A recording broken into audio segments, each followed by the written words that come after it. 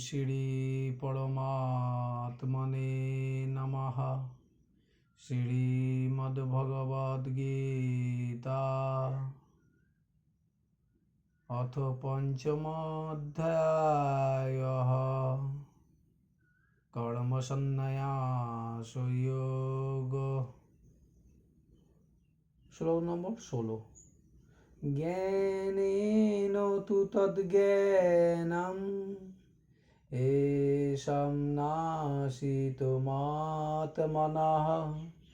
তেষামাদিত্যৈব জ্ঞানম প্রকাশয়তি তৎপরম। অর্থ, যাদের জ্ঞানের উদয় হওয়ায় অজ্ঞানতা নাশ হয়েছে, সূর্য যেমন সকল বস্তুকে প্রকাশ করে, সেরূপ তাদের জ্ঞানও পরব্রহ্মকে প্রকাশিত করে।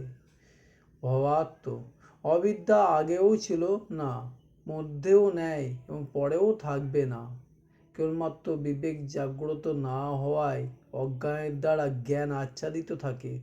সূর্য উদিত হলেই যেমন সকল অন্ধকার নাশ হয়ে যায়, তেমনি জ্ঞানের প্রকাশ হলেই সকল অজ্ঞান নাশ হয়ে যায়। তখন শুদ্ধ সত্যের পরিণামস্বরূপ ব্রহ্মজ্ঞান প্রকাশিত হয়। অজ্ঞান ও অজ্ঞানের কাজে নিবৃত্ত হলে তখন সত্য জ্ঞান ও অনন্ত আনন্দস্বরূপ এক অদ্বিতীয় পরমাত্ম তত্ত্ব প্রকাশিত হয়।